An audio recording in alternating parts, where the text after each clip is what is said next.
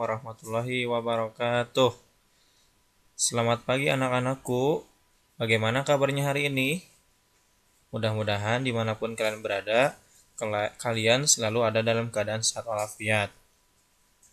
Nah, bertemu lagi hari ini di pengayaan, tepatnya pengayaan IPA. Yang mana pada pertemuan kali ini kita akan membahas materi pembelajaran mengenai simbiosis dan rantai makanan. Namun, sebelum itu, alangkah lebih baik, mari kita berdoa terlebih dahulu. Berdoa dimulai. Berdoa selesai. Nah, hari ini kita akan belajar tentang simbiosis dan rantai makanan. Nah, Bapak harapkan setelah kalian menyaksikan tayangan video ini, penjelasan dari Bapak, kalian bisa memahami pengertian simbiosis dengan tepat, kalian bisa mengetahui jenis simbiosis beserta contohnya, dan kalian juga bisa mengetahui tentang rantai makanan beserta proses yang ada dalam rantai makanan tersebut. Kita mulai saja ya. Nah, yang pertama yang akan kita bahas mengenai pengertian simbiosis itu sendiri. Ada yang pernah mendengar apa itu simbiosis? Oke, nah di sini simbiosis artinya adalah semua jenis interaksi biologis jangka panjang dan dekat antara dua organisme yang berbeda. Mungkin di sini kata-katanya memusingkan ya. Nanti Bapak akan tarik kesimpulan supaya kalian lebih paham lagi. Nah, organisme yang terlibat tersebut, organisme di sini makhluk hidup. Nah, masing-masing disebut simbion. Bisa berasal dari spesies yang sama atau berbeda. Nah, sudah paham mengenai simbiosis? Nah, Bapak akan simpulkan. Jadi, pengertian dari simbiosis di sini yaitu interaksi makhluk hidup yang saling mempengaruhi. Jadi, antara makhluk hidup dengan yang lainnya itu, yang satu dengan yang lainnya itu saling mempengaruhi, baik itu tumbuhan, hewan maupun manusia. Nah, simbiosis itu memiliki jenis-jenisnya dan ada contohnya juga ya. Nah, simbiosis di sini terbagi menjadi 3 jenis. Di antaranya, yang pertama ada simbiosis mutualisme. Apa Pak simbiosis mutualisme? Nah, simbiosis mutualisme di sini artinya adalah interaksi makhluk hidup yang saling menguntungkan. Jadi yang namanya interaksi pasti tidak hanya satu ya. Pasti ada 2 atau lebih. Nah, di sini ada contohnya. Contohnya adalah lebah dan bunga. Jadi, contoh dari simbiosis mutualisme yaitu lebah dan bunga. Nah, seperti contoh di sini ya. Nah, kira-kira lebah ini apa untungnya dan bunga ini apa untungnya? Kenapa lebah dan bunga bisa disebut sebagai simbiosis mutualisme? Karena mereka saling menguntungkan. Tapi menguntungkan dalam hal apa? Nah, ada penjelasannya. Penjelasannya di sini. Lebah beruntung karena bisa makan.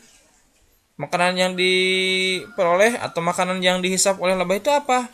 Nektar atau madu yang terdapat dalam bunga tersebut. Kalau bunga ini apa untungnya? Bunga di sini diuntungkannya yaitu dibantu proses penyerbukannya oleh si lebah ini. Lanjut. Yang kedua ada simbiosis komensalisme. Artinya interaksi antara dua makhluk hidup. Dalam hal ini makhluk hidup yang satu mendapat keuntungan, sementara makhluk hidup lainnya tidak dirugikan. Jadi satu untung, satu tidak rugi. Pak, gimana kalau seperti ini? Nah, contohnya ada. Di sini contohnya itu ya adalah ikan hiu dan ikan remora. Nah, contoh gambarnya seperti ini. Nah, ini ikan hiunya dan ini ikan remoranya.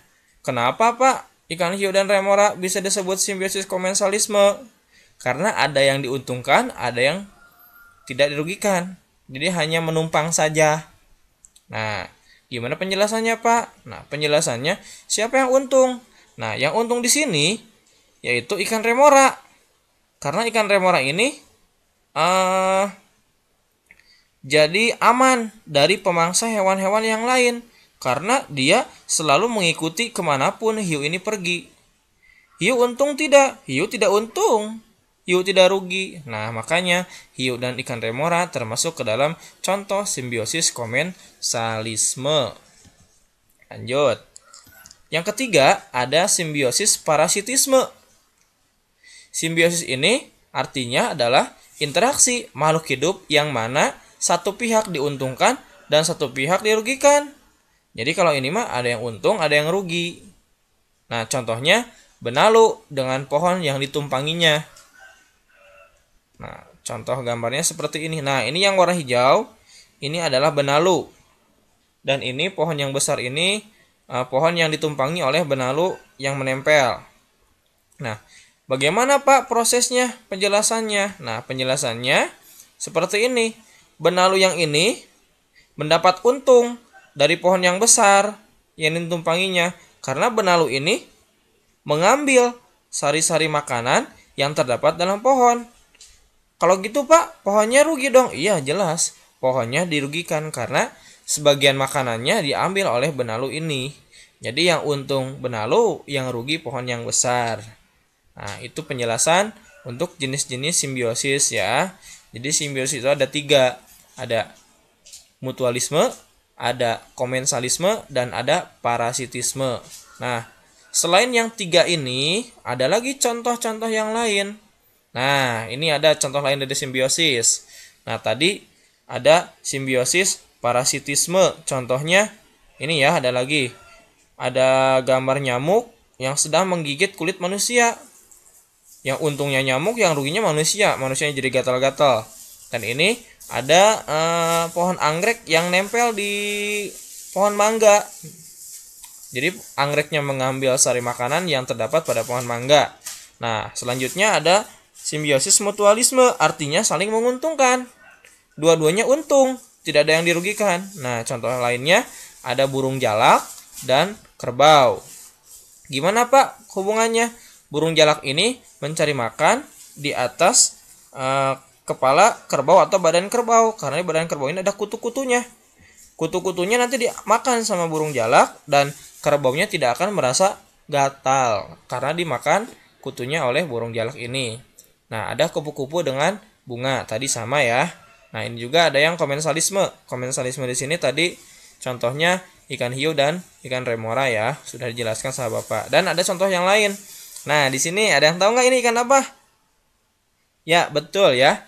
Ini ikan Nemo atau ikan badut. Nah, ikan Nemo dan anemon. Ini anemonnya ya. Anemon dan ikan badut itu termasuk ke dalam contoh simbiosis komensalisme.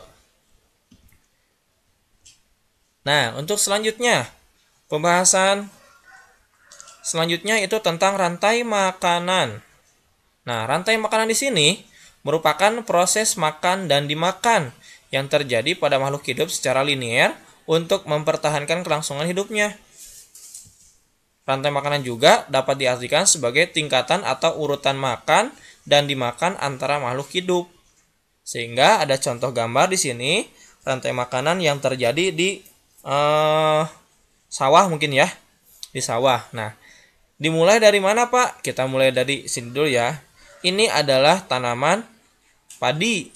Padi biasanya dimakan oleh tikus. Tikus dimakan oleh ular. Ular dimakan oleh elang dan elang dimakan oleh pengurai atau dekomposer. Pak, gimana caranya dekomposer ini makan elang? Jadi elangnya mati dulu. Bangkainya nanti dimakan oleh dekomposer dan dekomposer ini nanti dimakan lagi sama rumput atau padi ya. Kalau di sini padi. Next, halaman selanjutnya. Masih tentang rantai makanan. Nah, dari gambar yang tadi ada penjelasannya. Padi itu sebagai produsen. Tikus ini sebagai konsumen satu karena letaknya pertama kali memakan produsen. Selanjutnya tikus ini dimakan oleh ular.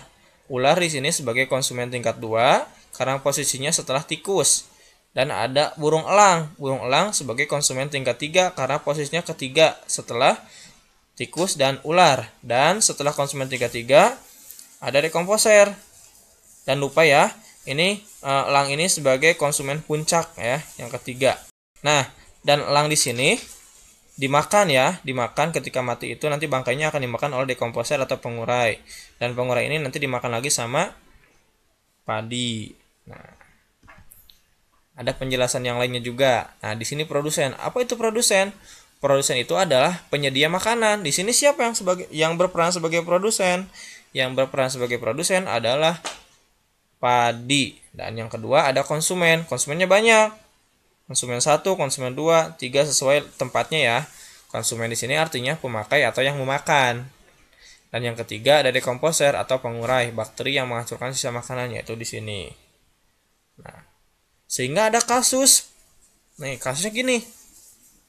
Ceritanya, Jamie itu punya sawah.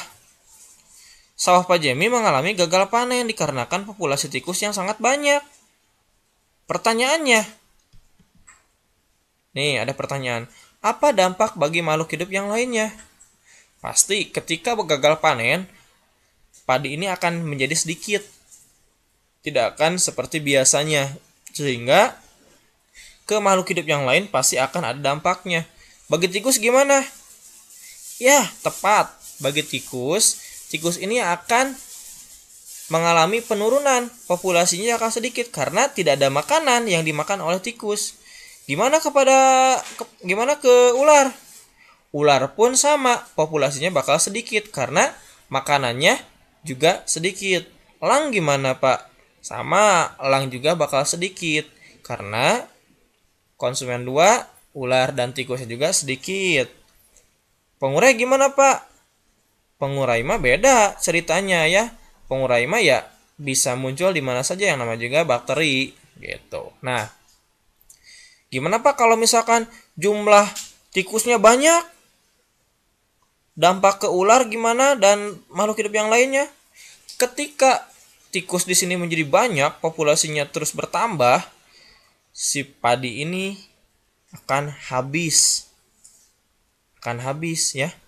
Dan ke ular ini dia nanti bakal banyak sekali populasinya karena makanannya banyak sehingga ular ini berkembang biak juga cepat. Nah, penjelasan hari ini mungkin Bapak bisa menyampaikan sampai begitu ya. Mohon maaf bila ada salah-salah kata dari Bapak. Terima kasih atas perhatiannya. Semoga kalian mengerti dengan apa yang Bapak sampaikan. Jika ada yang tidak dimengerti, silahkan tanyakan. Billahi taufiq wal hidayah. Wassalamualaikum warahmatullahi wabarakatuh. Semangat belajar.